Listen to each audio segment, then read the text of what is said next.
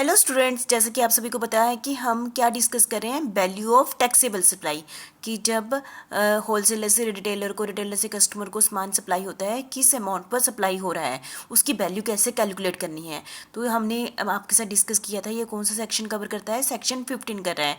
Section 15 sub section 1 हमने last video में कर लिया है। तो इस वीडियो में मैं आपके साथ डिस्कस करूँगी सेक्शन 15 सब सेक्शन 2।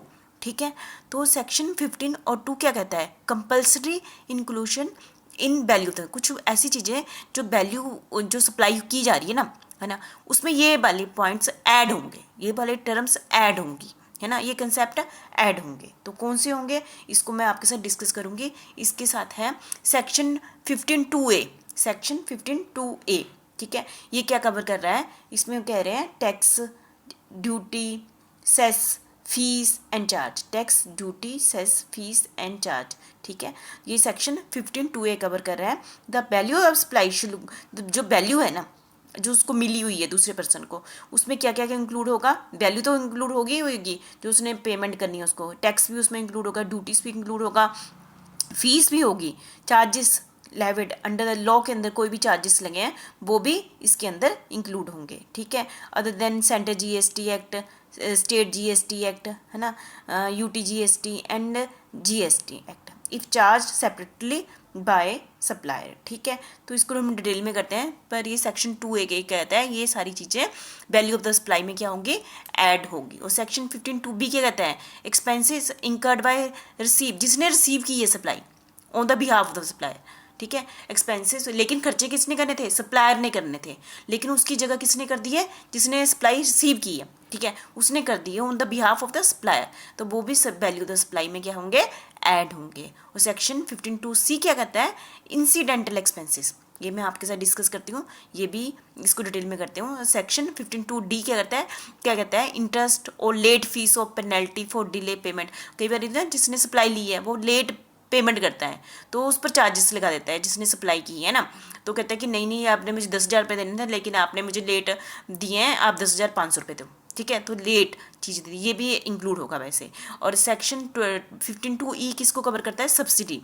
सब्सिडी जो भी गवर्नमेंट की तरफ से सब्सिडी दी जाती है ना, तो क्या इसको ऐड करना है, नहीं करना है, तो इसको हम डिटेल में करेंगे। किसकी? वैल्यू ऑफ सप्लाई में इनको ऐड करना है, कुछ चीज़ों को क्या नहीं करना है, ये वाला टॉपिक कवर करता है सेक्शन 15(2). ठीक है, तो सबसे हम डिटेल में करते हैं सेक्शन 52(a), है ना।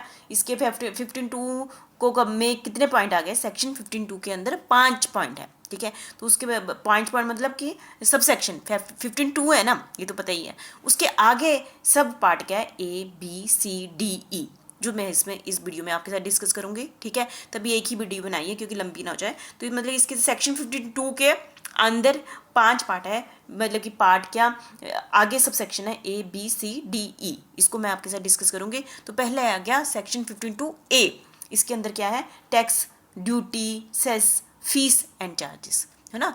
यदि जो भी सामान सप्लाई किए गए हैं उसमें टैक्स दिया गया है, ड्यूटी दी गई है, सेस लगाया है, फीस दी है, चार्जेस, तो पता ही है। वैसे भी हमें कोई ना बताता तो भी हमने उसको क्या करना था? वैल्यू ऑफ सप्लाई में क्या करना था?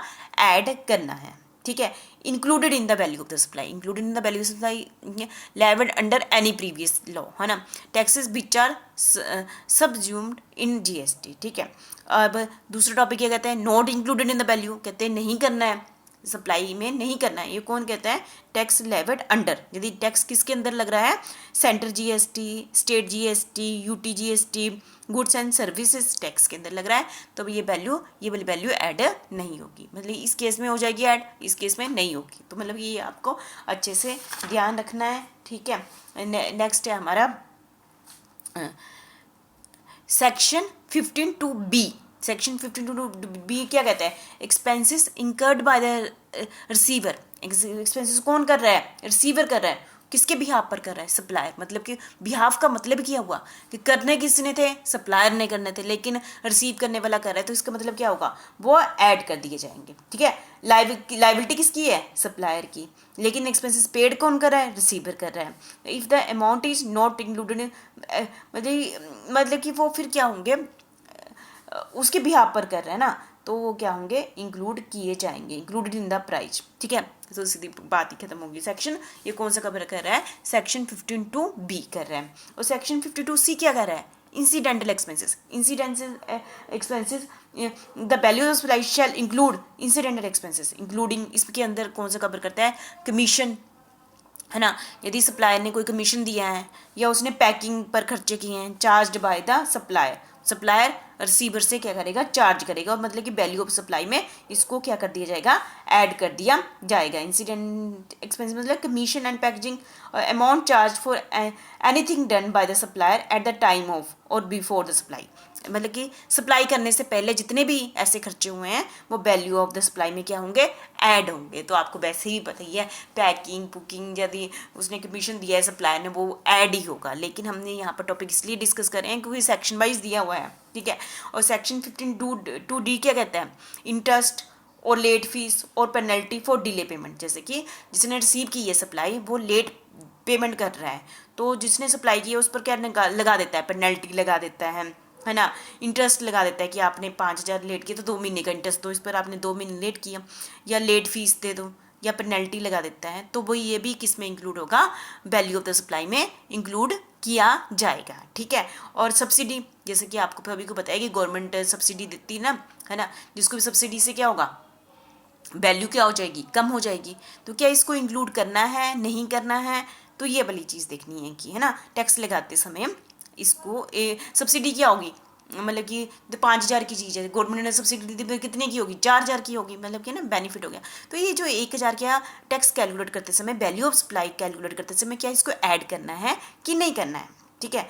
The value of supply shall include subsidy directly link to price, ये डायरेक्टली लिंक टू प्राइस, और excluding subsidies provided by central government and state government, इसको हम करते हैं, ठीक है।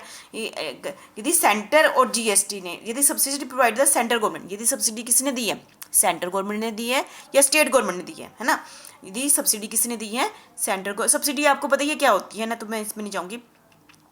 किसने सब्सिडी दी है, सेंट्रल गवर्नमेंट ने दी है, यदि स्टेट गवर्नमेंट ने दी गई है, तो ये not included in the value of supply, बस आपने याद रखना।